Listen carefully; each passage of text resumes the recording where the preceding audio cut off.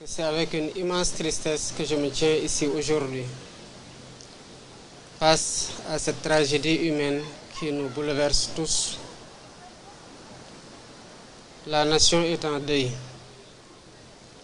et la situation est particulièrement insoutenable. Je voudrais, au nom de cette nation, la nation sénégalaise, présenter mes condoléances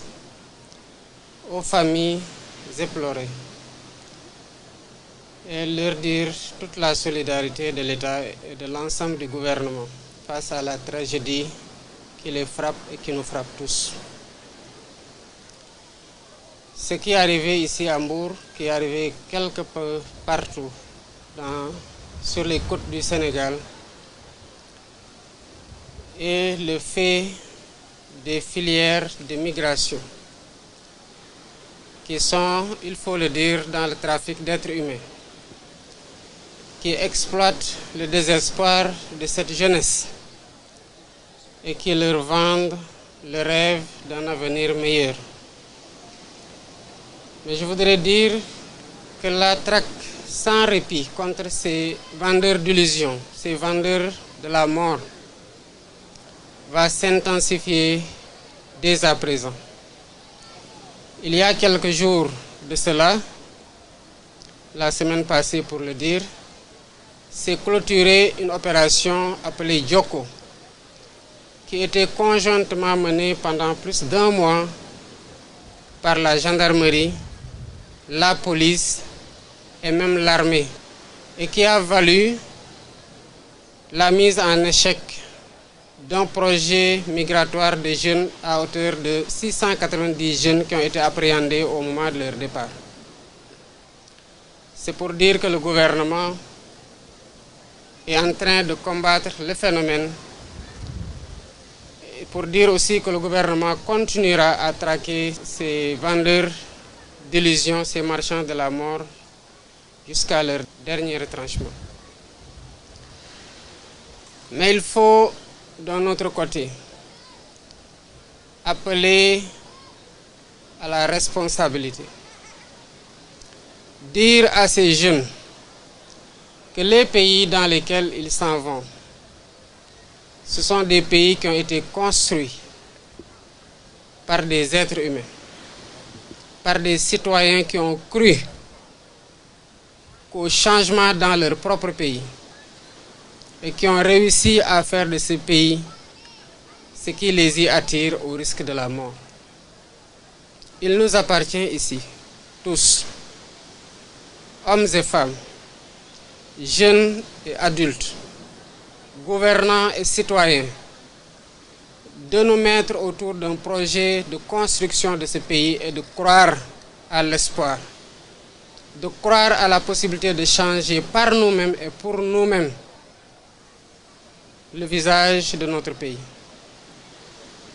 Le gouvernement travaille d'arrache-pied à mettre en œuvre des politiques publiques adéquates pour donner du travail aux jeunes ici au Sénégal et les inviter à la reconstruction de notre pays. Il y va de notre responsabilité à tous. Je voudrais aussi appeler les familles à mettre moins de pression à ces jeunes. La pression positive se comprend de la part des parents sur les moins jeunes et sur les jeunes. Mais la pression ne doit pas aller au-delà de la motivation à travailler, à se serrer la ceinture et à y croire et à avoir de l'endurance dans les difficultés, mais ici au Sénégal. Elle ne doit pas aboutir à faire prendre le risque suicidaire d'emprunter les vagues. Il n'y a que la mort qui s'offre comme alternative quand on prend un voyage aussi périlleux. Le gouvernement continuera à mettre tout en œuvre pour dérouler les politiques qui permettent aux jeunes de travailler. Mais encore faudrait-il que l'ensemble de ces jeunes comprennent qu'il n'y a pas de sot métier. Les métiers que beaucoup d'entre eux exercent ici sont les mêmes qu'ils cherchent à exercer ailleurs ou même des métiers moins valorisés. S'il ne s'agissait que de jeunes qui n'ont pas de travail, encore on pourrait dire que c'est le chômage et c'est l'envie de se réaliser. On comprend leur désarroi. Mais il y en a qui ont du travail et qui veulent malgré tout arrêter de travailler et qui prennent les vagues. Cela ne peut être une option. Je voudrais aussi appeler à la solidarité des populations. Dans les prochains jours, le gouvernement mettra en place un numéro vert. Parce qu'il ne peut pas y avoir de départ dans les conditions où les gens empruntent la mer sans qu'il y en ait qui en sachent quelque chose. Mais ils ne doivent pas se taire parce que quand ils se taisent, c'est des centaines de jeunes qui perdent la vie. Et c'est ces jeunes-là qui doivent reconstruire le pays. C'est ces jeunes-là qui constituent l'espoir. Donc, les forces de l'ordre font un travail remarquable. Mais il faut que les populations, quand ce numéro vert-là sera mis en place incessamment, qu'ils se mettent à dénoncer les filières de migration et à dénoncer tous ceux qui sont en train de convoyer des jeunes vers les vagues de la mort. Il faut que les jeunes et les populations comprennent que la situation qui a fait prendre la mer à ces jeunes pendant des années ne peut être résolue du jour au lendemain. Il faut du temps pour que les solutions qui sont mises en place opèrent et que les conséquences positives se fassent ressentir. Entre-temps,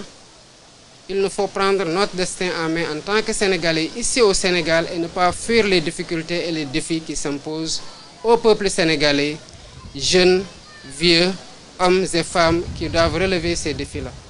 Voilà ce que je voulais dire en présentant à nouveau toute ma compassion et la solidarité du gouvernement à l'ensemble du peuple sénégalais,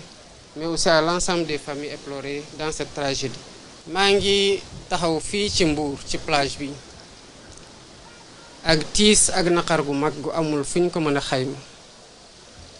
li xew fii musiba la te musiba mënu ko weesu ndax bu ñu waxee ne am na gaal gu am lu mat juróom-ñett fukki nit ñu génnee ci ñeent kese ñoo xamante ne ñu ngi dund boobu ba tey ñu ropp ci lu mat fanweer ak juróom-ñaar ñeneen ñi gisuñu ko jéeye ci réew musiba mënul weesu loolu ñii def lii nag di jël ndaw ñi ci seen naqar ak seen ñàkk liggéey gu ñu nekkee ñenn ñi sax am fi liggéey waaye ñu di leen gëmloo ne feneen moo gën ba tax ñuy jël alal guñ ciy dàq rek tax ñu jël ndaw ñooñu di leen yóbbu ci géej gi pour yóbbu leen Espagne wala feneen ñooñu gouvernement bi dina ko jëflanteeg ñoom ba mu mat sëkk te dinañ taral daan yi te dinañ leen rëbb ba fépp fu ñu mënte nag ñu fekk leen fa ndax lii mënta wéy kon li xew metti na ci njaboot gi ñàkk seeni doom waaye metti na tamit ci askanu Sénégal yépp ndax lii di xew ndaw ñi di mbabb ñoom ñëpp di dem bitim réew yooyu ñu dem il faut que ñu xam ne que ay malaaka tabaxuñ ko ay jinne tabaxuñ ko ay doomu aadama yi nekkoon ci jafe-jafe gëm ne seen réew dafa waroon soppeeku ñu toog di ko liggéey rek ko liggéey ba mu mel noonu ba ñoom ñu bëgg faa dem ci condition yi ñu fa bëgg a demee gouvernement bi yàggul dara boole na gendarmerie ak police armée sax boole nañ ko ci lu ëpp weer ñu ngi doon dàqante di patrouiller ci plage yi ba tere nañu lu mat benn téeméer ak juróom-ñeent fukk ñoo xamante ne dañu doon waaj a dem ñu téye leen kon gannaaw solution yooyu ngi ñuy ut pour tere nit ñu dem ñu ngi tamit uti pexe pour jox ndaw ñi liggéey waaye dëgg gi tamit mooy du ñuy dem ñëpp amul liggéey am na ñoo xamante ne am na ci luñ jàpp waaye xëy na dañoo bëgg lu gën a bari ba tax ñuy jël risque yi ñu bëggoon leen wax ne àdduna dara xëyul sotti te njaboot yi nga xamante ne ñooy teg pression seeni doom nañu xam ne que pression sa njaboot lu baax la ci waajur bu koy teg ci njabootam waaye na doon pression positive maanaam di ko ñaax mu gën a góorgóorlu mu gën a am jom waaye jom ji ko toogloo fii muy liggéey li ko yàlla wërsëgale mu téye ci loolu pas teg ko pression ba moom dootul xejjati Sénégal ba dem wala dee wala des fii gën nekk ñaari alternative yi mu am loolu mënta doon pexe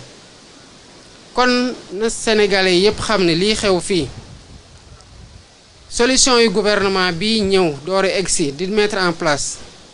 mënul xëy rek ñëpp amandoo liggéey ci ndànk-ndànk la ñuy saafara problème yi ñu fi fekk ba ku ne xam ne Sénégal ñu ngi koy liggéey te ku ne jàpp war a jàpp na tamit sa loxo dañ ko ci war a dugal kon dina am idiir ndax lépp xëyul sotti te ñëpp ñi nga xamante ne ñu ngi gis ay nit ñuy waajal a dem buñ ko yeggee nañu xam ne seen responsabilité la, parce que dafa mel ne rek nga gis nit muy dem di xaru ji doo ko seetaan da ngay def lépp pour mu bañ a xaru wala pour mu bañ a sotti. nañ ko jàppaleen ko balaa muy dee ngay dégg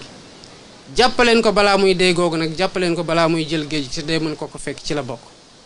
moo tax fan yii di ñëw ci lu gën a gaaw sax gouvernement bi dina teg numéro vert, maanaam fenn foo xamante ne ku fa nekk mën na faa woote te bu ko jaree sax dinañ ci teg ay neexal pour ñi nga xamante ne ñooy yoole ñi bëgg a dem dinañ sowee bakkan, waaye dinañ am tamit ni ñu leen neexalee ndax ñu mën a xam ne lii ñu nekkee di ko xeex gouvernement bi kese doyu ci, ndax gouvernement bi mënul nekk ci plage bu ne, waaye ku ne ci plage yor fa sa téléphone gis ay nit ñu dem xamal ne jéey gu toll nii war na ci mën a am. kon sa responsabilité en tant que jullit mooy ku gëm nga war a mën a tere nit ñi jël risque bu toll nii. lu xew nii ñu ne 80 personnes ñoo ci nekkoon te 4 rek ñoo ci rescapé, kon daanaka lu mat juróom-ñaar fukk ak lu teg ñàkk na fi seen bakkan. te lii bu muy xew ba tey 2007 ba tey ba 2024 bii ñu nekk nii